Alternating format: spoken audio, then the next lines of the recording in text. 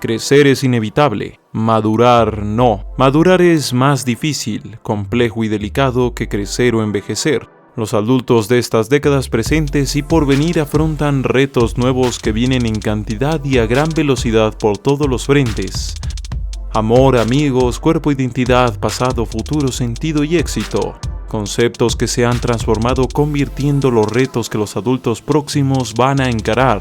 Todo esto ya mencionado puede sonar bastante obvio, pero se suma a un fenómeno social bastante dramático y en expansión.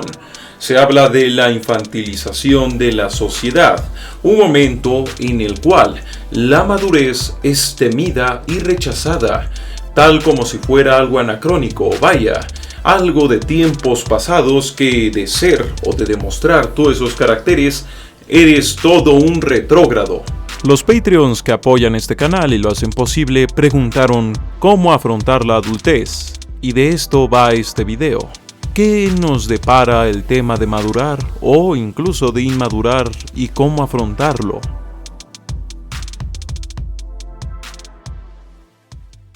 La sociedad se está infantilizando. Esto es un fenómeno muy complejo y lleno de aristas que he explicado en una trilogía de videos documentales llamada justamente La infantilización de la sociedad.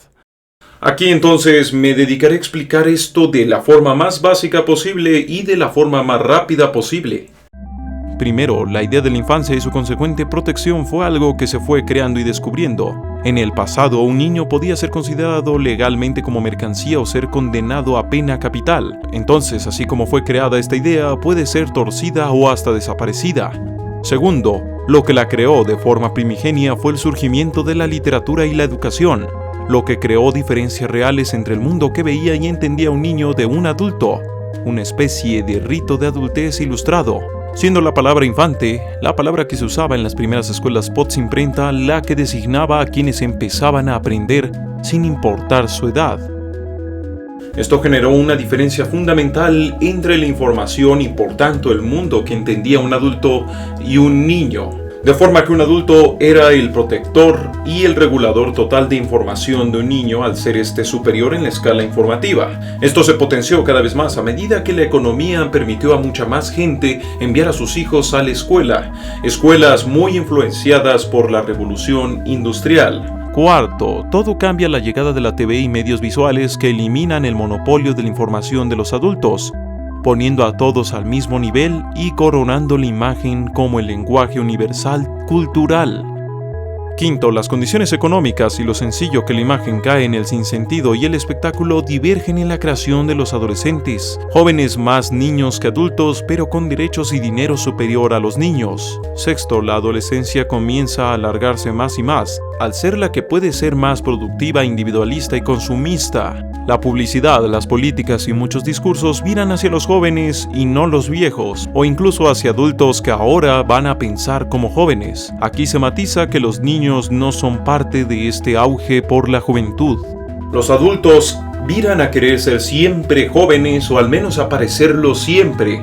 Por tanto, a mantener siempre un consumo constante, mientras que los niños son obligados a ser cada vez más adultos. Propiamente dicho, es más acertado hablar de la adolescencia infinita de la sociedad, sin compromiso, mucho consumo, una ambigüedad identitaria que nunca se acaba, vista como un ideal, con cada vez más búsqueda de estados que tomen responsabilidades políticas pero dejen las libertades de consumo. Destaca aquí el avance de la ambigüedad entre las personas menores y mayores, teniendo como eje que todos quieren verse como un ideal adolescente. Reitero, esta es la versión resumida. Esto no es un fenómeno homogéneo ni total. Las clases bajas suelen tener un impacto diferente al estar excluidas en gran medida de la sociedad. Por su lado, habrá quien sea consciente del fenómeno y no lo quiera seguir. Sin embargo, lo importante o no es que, infantilizada o no, una persona envejece. No importa lo que crea y lo que haga, va a envejecer. Así también, de la misma forma, no desaparecerán todos los problemas, situaciones y condiciones que conlleva este cambio. La política solo se aprovecha de la supremacía de la imagen y el desprecio a las responsabilidades para el auge de políticos con soluciones mágicas. La economía se hace más y más precaria para términos movilidad social. Las estadísticas dicen que en Europa, Estados Unidos y México, por dar ejemplos, Por dar ejemplos de Occidente vasto, si naces pobre, es muy probable que vayas a morir así, pobre. Ya yendo al límite de este punto, los economistas tachan que es mejor nacer rico que ser muy inteligente si quieres ser rico durante tu vida. Esto pega bastante fuerte, pues durante el siglo XX, tras las guerras mundiales, hubo una renovada sensación de avance económico y social en diversos países, algo que cayó en picado históricamente hablando por cosas como las Torres Gemelas y el crack del 2008. Resumiendo, muchas ideas muy positivas se derruyeron de golpe, lo que no ha dejado de ser un shock social. De los millennials, que para este momento no queda ya ninguno menor de edad, pues ya son todos legalmente adultos, serán, o mejor dicho, ya son los nuevos adultos. Ya han comenzado su largo camino en el relevo generacional que terminará cuando ellos sean adultos mayores. Todas esas cosas preocupantes y todo ese alarmismo social que se hizo contra los millennials hoy toma otra dirección, pues hoy ya no son jovencitos, hoy ya son los adultos de esta era. Los millennials no afrontan un futuro prometedor ni mejor, a pesar de los grandes avances. La desigualdad crece, la clase media se enfrenta a más y más problemas para permanecer frente a clases altas que cada vez concentran más la riqueza. Esto significa que cosas como comprar una vivienda, que por ejemplo en España es vista como una parte necesaria de la adultez, y en otros tantos lugares como una señal de volverse una persona madura e independiente, sea ya una labor titánica o casi imposible para un número creciente de personas de todos lados. De esto, analistas en Estados Unidos dicen: es un gran momento para tener una casa, pero terrible para desear una, con referencia a los aumentos en los precios de vivienda y la disminución de las economías personales de muchos. En el aspecto amoroso y reproductivo, que también marca el referente social como signo de madurez, también vienen nuevos retos, aunque no necesariamente implican que la situación ha empeorado, solo que se ha hecho más compleja. Cada vez hay más divorcios, pero esto no es tan simple. Muchos han dado a raíz de que ahora mujeres u hombres ya no tienen que estar atados de por vida a relaciones violentas, vejatorias, humillantes o vaya, simplemente insatisfactorias. Y en este punto de lo insatisfactorio es donde las mujeres toman más partido. Esto puede ir desde una frialdad emocional que perciben o a que esperan relaciones con personas con mejor desempeño en varios aspectos como lo emocional o hasta lo profesional.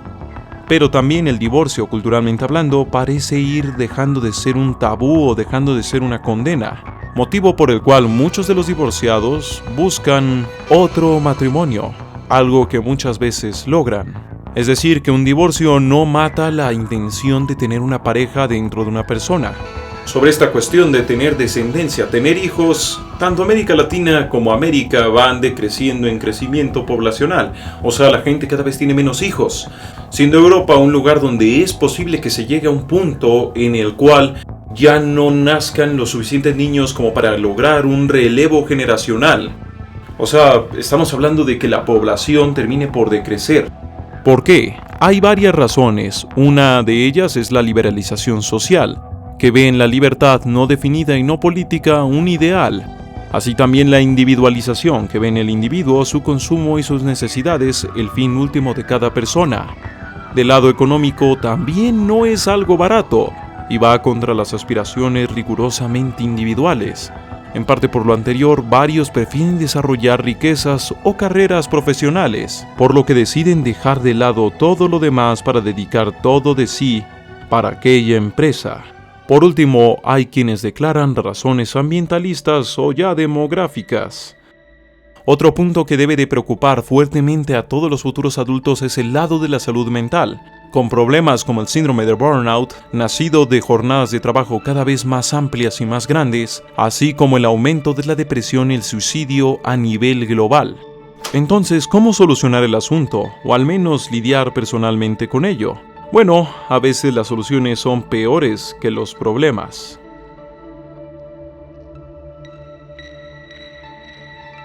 Ante todos estos problemas que ya enfrentan adultos y los que van a enfrentar quienes se están volviendo uno con referencia a sus posibles aspiraciones en materia de vivienda, familia, amor y salud mental, la sociedad y su infantilización entorpecen y o imposibilitan el asunto, convirtiendo y trastocando sus posibles soluciones. Hay varios términos clave para aumentar rápidamente la precisión de nuestros entendimientos. El primero es optimismo. Ahí donde hay problemas suele haber miedo, frustración y o determinación. Nuestra sociedad las ha acogido todas, tal como versan Booth, Bauman, Lipovsky, Verdú y Chulhan. Ante el miedo y la frustración de las exigencias sociales y la incertidumbre, la sociedad, a través de redes sociales y productos culturales, elige historias individuales para solucionar o minimizar cosas masivas. Ahí la historia de la anciana que con 4 empleos sobrevive día a día. Esta historia se usa para tachar que el problema no es la precariedad, sino la flojera, aunque se vea que la señora sufre hondamente. O programas en streaming que muestran a ejemplares personas del primer mundo acondicionando remolques o cocheras para afrontar los precios restrictivos de vivienda.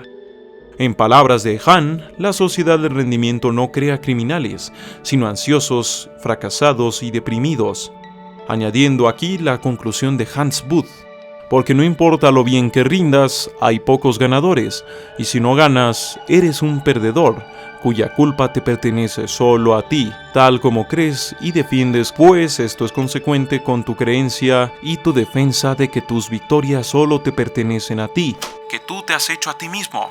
En esta visión tan optimista y siempre positiva que niega todo lo malo, sale que hay autores que pueden decir que un divorcio en realidad puede ser un símbolo de un matrimonio de éxito. Todo es bueno, todo absolutamente puede ser algo más de tu historia personal o de tu historia de éxito. Incluso, como ya lo denunció Bárbara Ehrenreich, hasta el cáncer puede llegar a ser considerado como algo necesario. Simplemente todo tiene que ser algo que vaya hacia el éxito, como una forma de demostrar y dejar de facto el miedo que se tiene a la palabra y al entendimiento del fracaso. Siguiente concepto es la añorada nostalgia.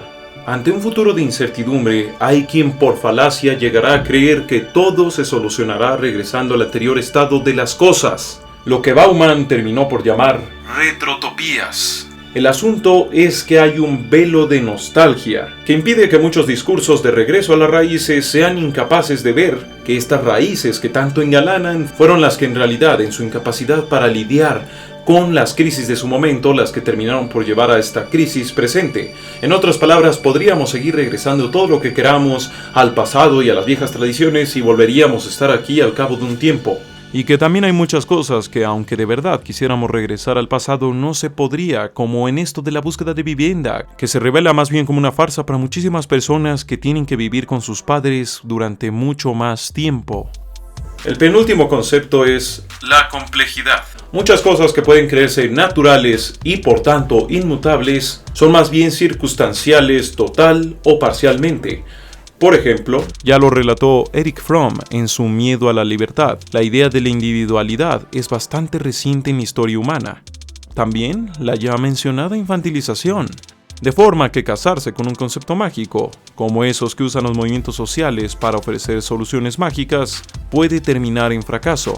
Por ejemplo, hablar de que con educación todo se soluciona es ver de forma crítica y mística un sistema que también se ve en crisis por la supremacía de la imagen y por asuntos económicos. También así decir que basta con trabajar y ya, uno vivirá bien, deja de lado a toda la ciencia económica que nos dice que no es tan sencillo.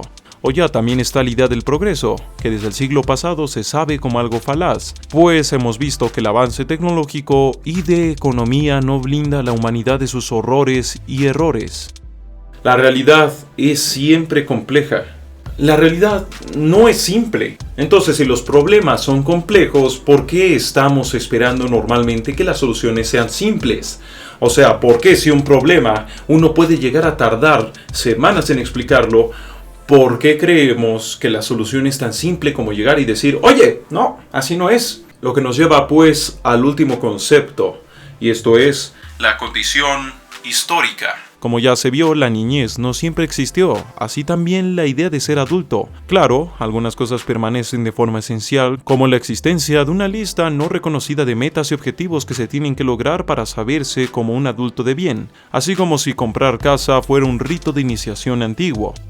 Uno de los retos que se pueden especular para una adultez que ya está en medio de una sociedad infantilizada es la del surgimiento de gobernantes cada vez más autoritarios de izquierda o de derecha gracias a la pasividad y a la necesidad de protección y de delegación de responsabilidades que tienen las personas infantilizadas, así también como problemas de estrés, depresión y muchos más derivados de una infancia que no ha logrado desarrollarse de manera óptima. Otra cosa también es el miedo a convertirse en los propios padres, el miedo a volverse cada vez más aburrido y adulto y no a parecerse a los estándares de una juventud siempre libre para nunca ser nadie. Pero bueno, si hay una cosa que toda generación comparte es la de tener retos diferentes, retos que de primeras no saben cómo se van a solucionar. Lo último, en esta condición histórica, es la posibilidad de no pensar de forma cuadrada, considerando que algunas cosas que parecen una condena pueden desaparecer, o que otras cosas donde no buscamos es donde yace la quid de la solución. Y bueno, aquí ocurre que de seguir la tendencia, el mundo estará más poblado por ancianos que por jóvenes, lo que daría un giro inesperado a todo esto de la infantilización. Pero también nos puede llevar a una generación más pasiva. O sea, no porque se acabe la infantilización por el envejecimiento de la población significa que ya se solucionó todo. Algunos problemas son de hecho la antesala a otros problemas, o algunos problemas luego se revelan como algo que de hecho terminó siendo más productivo y mejor para la sociedad. Esto es el punto de la condición histórica. Y bueno, tras todo esto, ¿qué podemos hacer? Elegir sabiendo que todo tiene su costo e implicaciones. Un adulto que ose sobrevivir y hasta triunfar puede buscar las estrategias de la cooperación, ya sea interesada, amistosa y o altruista. Gracias a Internet, si tienes un problema es muy probable que haya un foro de gente con el mismo problema, que obviamente aporte soluciones, recursos y o consejos. De no tener solución o no encontrarse uno con ella, solo queda afrontar, lidiar o prescindir del contexto del problema por cuenta propia. Esto último de prescindir del contexto del problema es básicamente saber cuándo tirar la toalla, pues otra parte de la vida adulta es comprender la limitación del tiempo, porque este afán de lograrlo todo puede derivar en no lograr nada y en una frustración ilimitada, pues como ya lo decía Gilles Lipovsky, una sociedad del deseo ilimitado es por ende una sociedad de frustración ilimitada. Y otra cosa es no caer en soluciones mágicas, justamente eso es lo que un niño haría. Por ejemplo, si hubiera un método para hacerse rico sin riesgos, no habría economía. No sucumbir ni negar el miedo. Quien enfrenta la vida, al mundo y a sí mismo debe saber que nadie es invencible, que hay que estar preparado para los fracasos o para no sobredimensionar una victoria. Si es que uno posee una imagen ideal de los adultos del pasado, hay que entender que ellos eran tan humanos como lo es uno. Por ejemplo, con lo del divorcio se vio que un cambio no necesariamente implica que las cosas estén mal, sino que en realidad muchas veces es solo un aumento de complejidad que termina por beneficiar a aquellos que lo entienden. Algo tan simple como que haya mujeres y hombres que quieran relaciones más satisfactorias, con más comunicación y con más significado, es lo que uno necesita entender, así como que también el matrimonio no deja de existir en un mundo lleno de problemas, que no se va a lidiar con ellos solo porque uno sea romántico. Tal como expresan diversos expertos del tema, algunas relaciones en crisis solo requieren comunicación directa y sincera, así como una naturaleza cooperativa para seguir adelante. Si aquí nos ofrecen todo tipo de soluciones específicas para cada cosa, es porque hacer una guía de cómo ser adulto es básicamente hacer una guía de toda la vida después de la adolescencia. Así que lo mejor que uno puede hacer aquí es recomendar a las personas que se hagan responsables de sus actos, porque normalmente y tarde o temprano, hacerse cargo de las responsabilidades es lo que va a definir gran parte del futuro de uno. Al final, ser adulto conlleva que ya se es parte de las generaciones que se están haciendo cargo del mundo, que los actos de uno, más que nunca, inciden en el mañana. Y en esto, hasta la diferencia o el cinismo son una posición, que la ayuda o los que tienen que lidiar con los retos de la generación, sino que ahora uno es esos mayores que tienen que lidiar con la incertidumbre del mañana y del presente. Bueno, eso es todo por el momento. Este video, como ya lo había dicho, lo pidieron los Patreons. El tema lo eligieron ellos a través de su votación. De forma que si tú quieres ver mi investigación sobre algún u otro tema, pues puedes volverte Patreon y apoyarme. Así tú también podrás votar. Si me quieres apoyar pero no puedes ser Patreon, comentar, compartir, puntuar y sobre todo recomendar sería de gran ayuda. Así que sin más por el momento se despide César Hernández, también conocido como Esquizofrenia Natural. La realidad es frágil.